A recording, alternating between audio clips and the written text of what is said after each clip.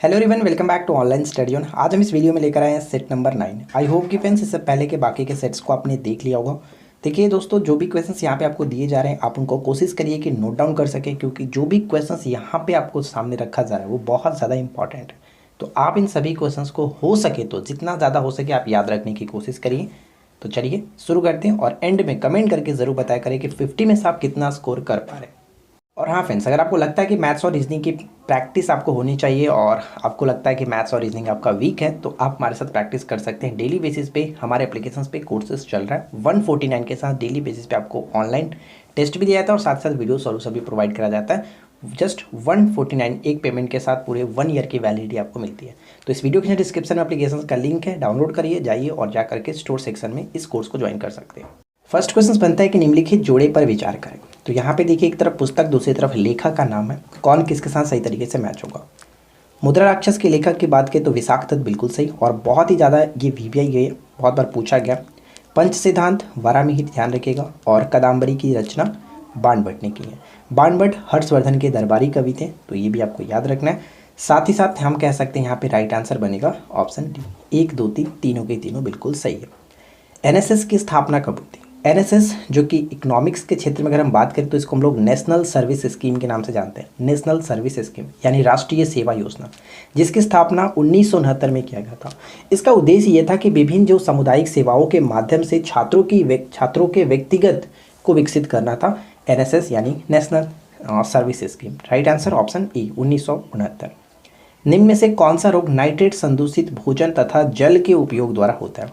Nitrogen संदूषित भोजन तथा जल के उपयोग द्वारा होता है। तो करेक्ट आंसर हो जाएगा blue baby syndrome. Blue baby syndrome जो होता है इसे हम लोग एक और नाम से भी जानते हैं, साइनोसिस। साइनोसिस भी कहा जाता है। और ये जो बीमारी होता है इसमें त्वचा का जो रंग होता है शिशु का वो नीला की तरह हो जाता है, नीला पड़ जाता है। अगला क्वेश्चन कि नागरहोल राष्ट्रीय उद्यान के संदर्भ में निम्नलिखित कथनों पर विचार करिए। तो इसके संबंध में 2 पॉइंट्स है, बताइए कि कौन सा कथन यहाँ पे सही होगा। देखिए, पहला पॉइंट कह रहा है कि काबिनी जो नदी है नागरहोल और बांदीपुर राष्ट्रीय उद्यान के बीच स्थित है, सीमा बनाती है, बिल्कुल सही। इसे हम लोग राजीव गांधी नेशनल पार्क के रूप में भी जानते हैं, नागरहोल राष्ट्रीय उद्यान को, जो कि कर्नाटक में पड़ता है। तो यहाँ पे करेक्ट आंसर बनेगा ऑप्शन सी। 1 और 2 दोनों के दोनों कथन बिल्कुल सही है।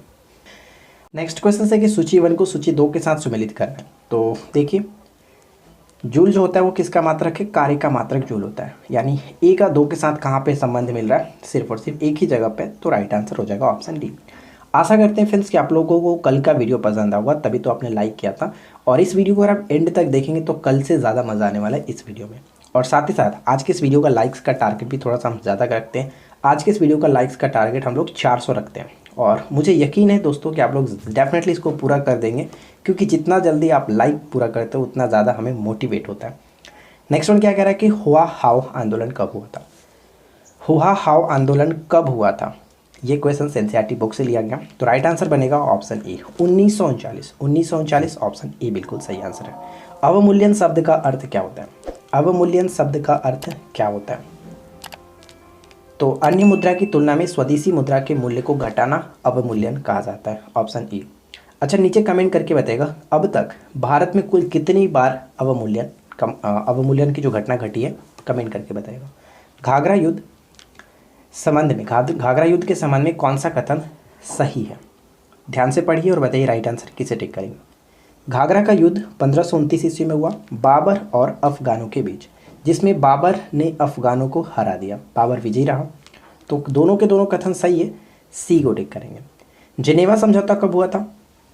जिनेवा समझौता कब हुआ था? जिनेवा समझौता का संबंध हो जाता है 1954। 1954 ऑप्शन सी। विजयनगर साम्राज्य के संबंध में कौन सुमेलित नहीं है? तो ध्यान दीजिएगा, जो कदाचार होते थे सैनिक विभाग को कहते थे। मनुष्यों का क्रय विक्रय को वेश्वर्ग के नाम से जाना जाता था। टकसाल विभाग को जोड़ी खाना कहा जाता था। तीनों की तीनों सही है, लेकिन गलत यहाँ पे हो जाता है। विजयनगर साम्राज्य की जो मुद्रा होती थी उसे पैगोडा के नाम से जाना जाता था, पैगोडा। ठीक है। अच्छा, एक क्वेश्चन ध्यान रहेगा जो कभी कभी पूछा था कि विजयनगर के संबंध में वराह शब्द का अर्थ क्या था? वराह क्या था? तो विजयनगर का जो सर्वाधिक प्रसिद्ध स्वर्ण सिक्का था उसे वराह के नाम से जाना जाता था, ये ध्यान रखिएगा। ठीक है। तो यहाँ पे फिलहाल करेक्ट आंसर हो जाएगा ऑप्शन डी, जो कि गलत है। विजयनगर साम्राज्य की मुद्रा क्या है? पैगोडा। नेक्स्ट वन है कि भारत का मुख्य निर्वाचन आयुक्त अपना पद धारण करता है। भारत के मुख्य निर्वाचन आयुक्त अपना पद धारण करते हैं 6 वर्ष के लिए या फिर 65 वर्ष की आयु जो भी पहले पूरा हो उतने वर्ष के लिए। यहाँ पे राइट आंसर बनेगा ऑप्शन डी। अब आपके लिए एक छोटा सा क्वेश्चन कि वर्तमान में मुख्य निर्वाचन आयुक्त कौन है? मुख्य निर्वाचन आयुक्त वर्तमान में कौन है? कमेंट करके जल्दी से बताइएगा। निम्नलिखित में से कौन सा संविधान संशोधन यह कहता है कि ग्राम पंचायतों में 1/3 यानी 1/3 जो सीटें होंगी महिलाओं के लिए आरक्षित होगा। तो पंचायती राज जो अधिनियम है 73वां संविधान संशोधन अधिनियम 1992 के द्वारा, तो इसका संबंध हो जाता है 1/3 सीटें यानी 1/3 महिलाओं के लिए आरक्षित होगा। राजकोषीय नीति का संबंध किससे? राजकोषीय नीति का संबंध किससे? लोक राजस्व एवं व्यय से। लोक राजस्व एवं व्यय से, ऑप्शन बी। नेक्स्ट क्वेश्चन है कि प्राचीन जो नगर था तक्षशिला किसके बीच स्थित है? किन नदियों के बीच स्थित है तक्षशिला? सिंधु और झेलम। ठीक है। अगला प्रश्न, मानव में डायलिसिस थैली है। रक्त का शुद्धिकरण डायलिसिस के द्वारा ही होता है, वो प्रक्रिया डायलिसिस कहलाता है। तो ये होता है संबंध किससे? डायलिसिस थैली nephron, option E nephron, option E को टिक करेंगे। कृष्णदेवराय का उड़ीसा के शासक प्रताप रुद्र गजपति के विरुद्ध अभियान को किस इतिहासकार ने 16वीं सदी के भारतीय इतिहास के सबसे शानदार सैनिक घटना कहा था? किसने कहा था? वो है नीलकंठ शास्त्री, ऑप्शन सी। करेरा वन्यजीव अभयारण्य भारत के किस राज्य में स्थित है? करेरा वन्यजीव अभयारण्य का संबंध भारत के किस राज्य से है? Madhya Pradesh, option D Madhya Pradesh. अगला क्वेश्चन, निम्नलिखित में से कौन सा कथन जो कि बताना है असत्य है? तो बताइए कि कौन सा कथन असत्य है।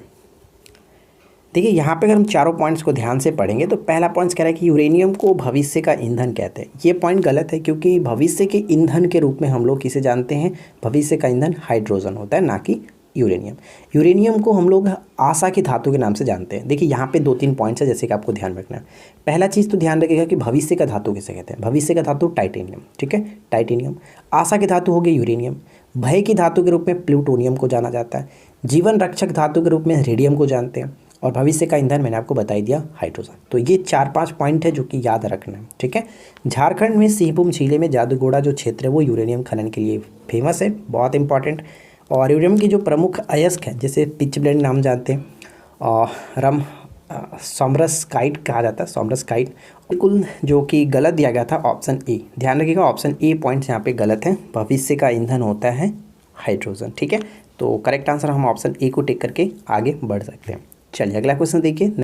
अगला क्वेश्चन बनता है कि निम्नलिखित मिलान में कौन सा मिलान सही नहीं है? तो ध्यान दीजिएगा कौन सा मिलान यहाँ पे सही नहीं है। तो 129 के तहत सर्वोच्च न्यायालय अभिलेख न्यायालय है। अंतर्राष्ट्रीय परिषद की स्थापना 263 के द्वारा, संयुक्त अधिवेशन का प्रावधान 108 में, तो ये तीनों सही है। लेकिन राष्ट्रीय अनुसूचित जनजाति आयोग की बात करें तो जनजाति जो होता है यानी एसटी की शेड्यूल जो ट्राइब की बात करते हैं तो 338 के फर्स्ट के साथ होता है, 338 का फर्स्ट होगा। तो यहाँ पे हम ऑप्शन डी को टिक करेंगे जो कि गलत है। आगे देखिए अगला क्वेश्चन क्या कह रहा है कि एलो पेरिल के नाम से कौन सा देश जाना जाता है? एलो पेरिल के नाम से कौन से देश को जानते हैं? चाइना को जाना जाता है। सी विल बी करेक्ट आंसर। भोजन का पाचन किस प्रकार की अभिक्रिया है? भोजन का पाचन किस प्रकार की अभिक्रिया है? तो ये होता है ऑक्सीडेशन, ठीक है, ऑक्सीडेशन यानी कि उपचयन होता है, ऑप्शन ए। निम्नलिखित में से किस प्रमुख प्रजातियों को दाचीग्राम नेशनल पार्क में संरक्षित किया गया और देखभाल किया जा रहा है? तो सबसे पहला क्वेश्चन आपको बताना है कि दाचीग्राम नेशनल पार्क कहाँ स्थित है। बहुत बार मैं आपको बता चुका हूँ। तो दाचीग्राम नेशनल पार्क कहाँ है आपकी, तो ये कमेंट करके बताइएगा। और हम आपको बताते हैं कि दाचीग्राम जो नेशनल पार्क है किसके लिए संरक्षित है? हंगुल के लिए, हंगुल, ऑप्शन डी। पत्तियों का मुरझाना निम्न में से किसके प्रभाव से होता है?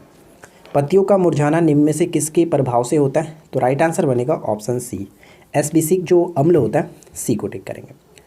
निम्न में से कौन सी जनजाति नीलगिरी पहाड़ियों से संबंधित है? नीलगिरी पहाड़ी या फिर तमिलनाडु क्षेत्र कह सकते हैं, इसका संबंध हो जाता है बड़ागा जनजाति का संबंध नीलगिरी पहाड़ी तमिलनाडु क्षेत्र। पृथ्वी की आयु का निर्धारण किस विधि द्वारा किया जाता है? पृथ्वी की आयु का निर्धारण किस विधि द्वारा करते हैं?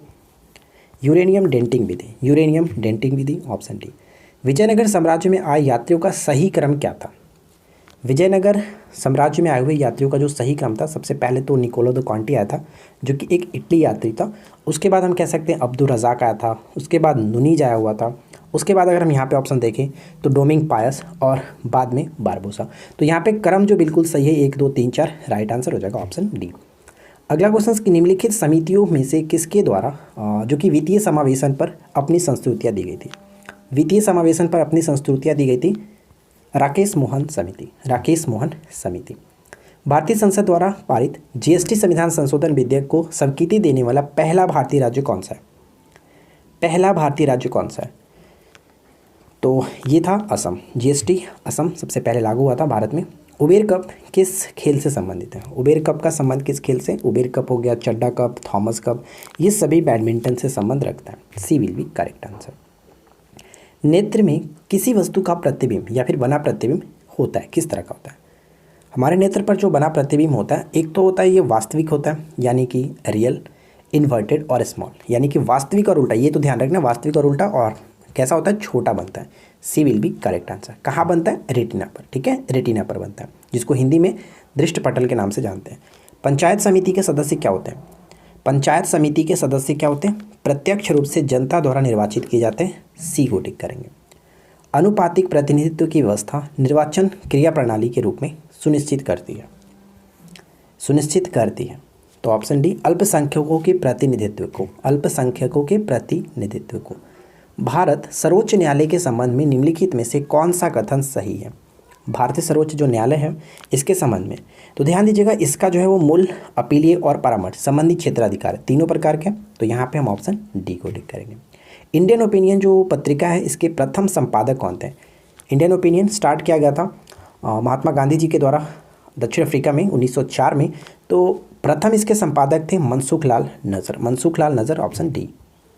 नेक्स्ट वन है, वर्ष 1920 में लाहौर से लाला लाजपत राय द्वारा उर्दू का कौन सा समाचार पत्र प्रारंभ किया गया था। उर्दू का, ध्यान दीजिएगा, 1920 में लाहौर से, तो ये स्टार्ट किया गया था आपका वंदे मातरम। पीपुल की बात करें तो ये अंग्रेजी का समाचार पत्र था। तो फिलहाल करेक्ट आंसर ऑप्शन ए। उदारीकरण, निजीकरण और भूमंडलीकरण की नई आर्थिक नीति की घोषणा की गई थी प्रधानमंत्री के समय में। किसके समय में, तो नरसिम्हा राव प्रधानमंत्री थे और मनमोहन सिंह जो कह सकते हैं वित्त मंत्री थे।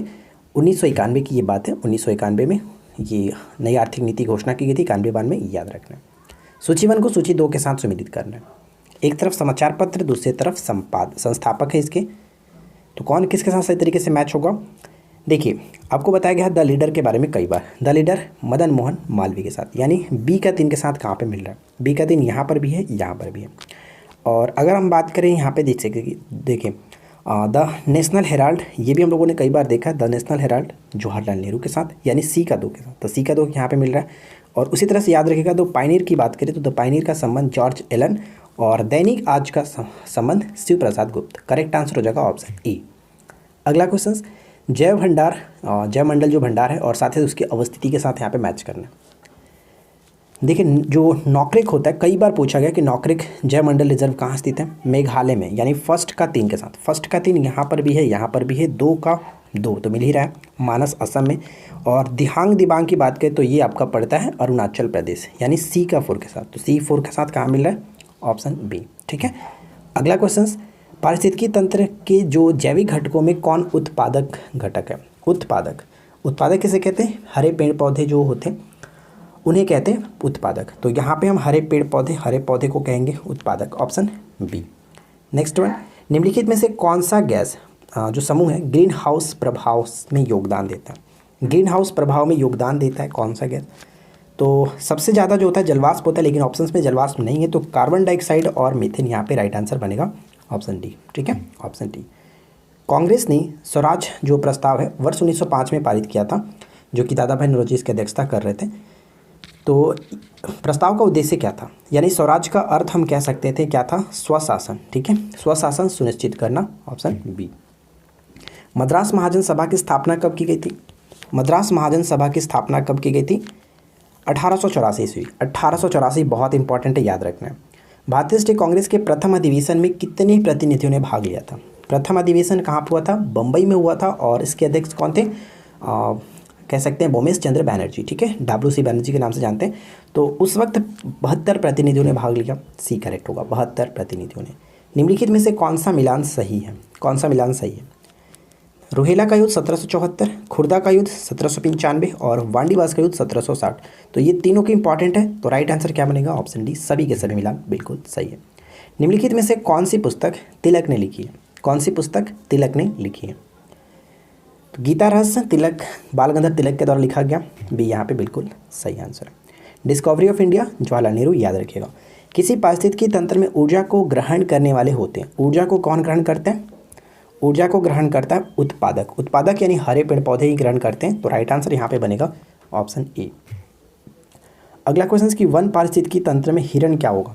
वन पारिस्थितिकी तंत्र में हिरण को हम कहाँ रखेंगे? तो हिरण क्या करता है? हिरण जो है वो पहले तो हरे पेड़ पौधे को खाता है, यानी कि उत्पादक को खाएगा। उत्पादक को खाएगा तो ये डायरेक्ट अब हरे पेड़ पौधे को खा रहा है, यानी कि ये प्राथमिक उपभोक्ता बनता है। प्राथमिक उपभोक्ता यानी सही आंसर है ऑप्शन बी। ठीक है, और अगर हिरण को कोई शेर खा जाता है तो वो द्वितीय उपभोक्ता के अंतर्गत आ जाएगा। कौन? शेर। ठीक है, ध्यान रखेंगे। हमारी प्रस्तावना में निम्नलिखित में से कौन सा शब्द का अर्थ है आचरण करना जैसे हम एक ही परिवार के सदस्य हैं, यानी कि बंधुत्व। बंधुत्व सी विल बी राइट आंसर। तो दोस्तों आशा करते हैं कि आप लोगों को ये वीडियो डेफिनेटली पसंद आ रहा होगा। और आज मैं एक छोटा सा रिक्वेस्ट भी आप लोगों से करूँगा, जो लोग अभी तक इस वीडियो को देख रहे हैं एक बार डिस्क्रिप्शन चेक कर लीजिएगा, वहाँ पे मेरे न्यू चैनल का लिंक भी है, जहाँ पे मैं ब्लॉग चैनल जो कि स्टार्ट किए हैं, वहाँ पे आपको बहुत सारी चीज़ें जो कि देखने को मिलता है, अच्छी अच्छी चीज़ें।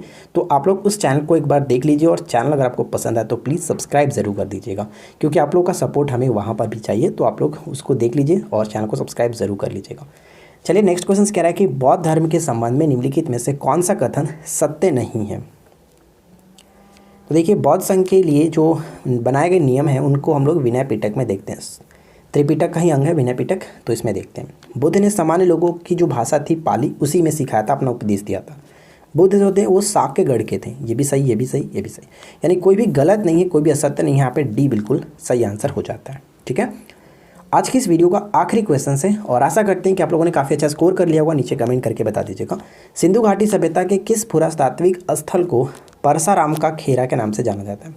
परसाराम का खेरा के नाम से जाना जाता है। कल की वीडियो का सबसे पहला क्वेश्चन भी आपका यही था, आलमगीरपुर। आलमगीरपुर जो कि हड़प्पा कालीन सभ्यता का सबसे पूर्वी स्थल है, उत्तर प्रदेश के मेरठ जिले में ये स्थित था। तो राइट आंसर यहाँ पे बन जाएगा ऑप्शन ए। ठीक है, तो फ्रेंड्स बस आज की इस वीडियो में इतना ही। उम्मीद करते हैं कि आप लोगों को वीडियो अच्छा लगा होगा। वीडियो पसंद आया तो लाइक करिए, दोस्तों के साथ शेयर जरूर कर दीजिए, और चैनल को सब्सक्राइब करके नोटिफिकेशन बेल आइकन को ऑल पे सेट कर लीजिए। हम मिलते हैं इसी प्रकार के नेक्स्ट वीडियो में किसी नए टॉपिक के साथ। Thanks for watching, keep learning, have a good day.